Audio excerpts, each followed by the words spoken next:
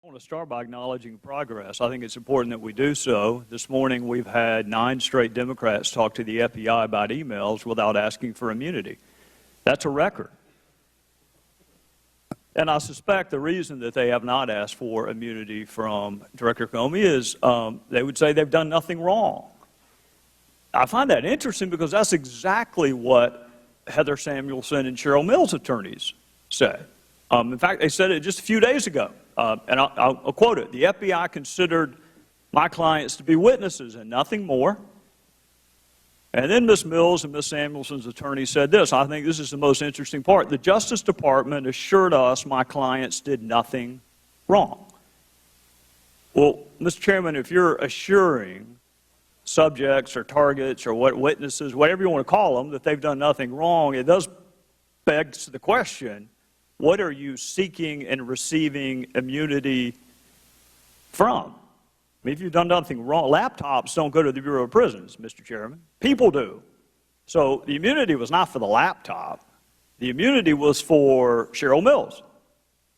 And if the Department of Justice says you've done nothing wrong, it does beg the question of why you are seeking or receiving immunity. And it could be, Mr. Chairman, for a couple of different. It could be for the classified information that was the genesis of the investigation. It could be for the destruction of federal records, which came from that initial investigation, or it could be both. Mr. Comey, I want to ask you this. Did the Bureau interview everyone who originated an email that ultimately went to Secretary Clinton that contained classified information? I don't think so. Nearly everyone, but not everyone.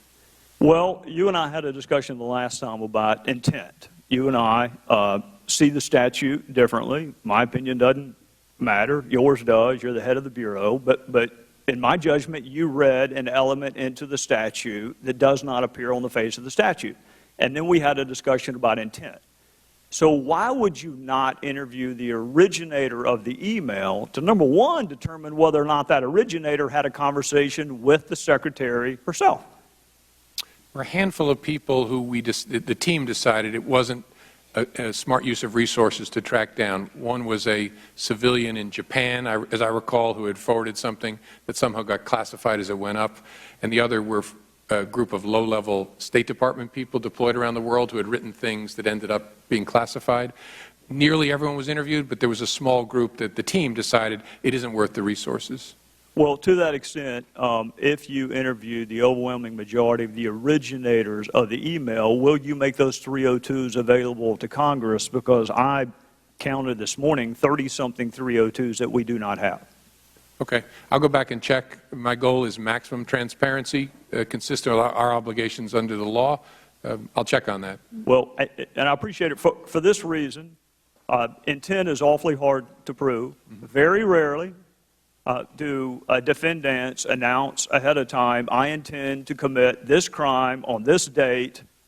Go ahead and check the code section. I'm going to do it. That rarely happens. So you have to prove it by circumstantial evidence. Such as whether or not the person intended to set up an email system outside the State Department, such as whether or not the person knew or should have known that his or her job involved handling classified information, whether or not the person was truthful about the use of multiple devices, whether or not the person knew that a frequent emailer to her had been hacked, and whether she took any remedial steps after being put on notice that your email or someone who's been emailing with you prolifically had been hacked. And whether or not, and I think you would agree with this, Director, false exculpatory statements are gold in a courtroom. I would rather have a false exculpatory statement than a confession. I would rather have someone lie about something and it be provable that that is a lie, such as that I neither sent nor received classified information, such as that I turned over all of my work-related emails. All of that, to me, goes to the issue of intent. So I got 2 more questions, then I'm going to be out of time. For those who may have to prosecute these cases in the future, what would she have had to do to warrant your recommendation of a prosecution.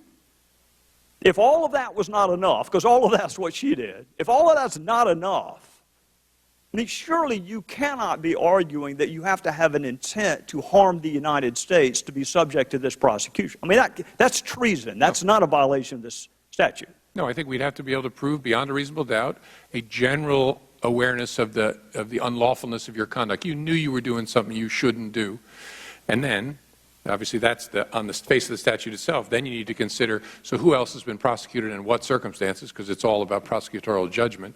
But those two things would be the key questions. Can you prove that the person knew they were doing something they shouldn't do, a general criminal intent, general mens rea, but the way to treated other people similarly? The way to prove that is whether or not someone took steps to conceal or destroy what they've done. That is the best evidence you have, that they knew it was wrong, that they lied about it.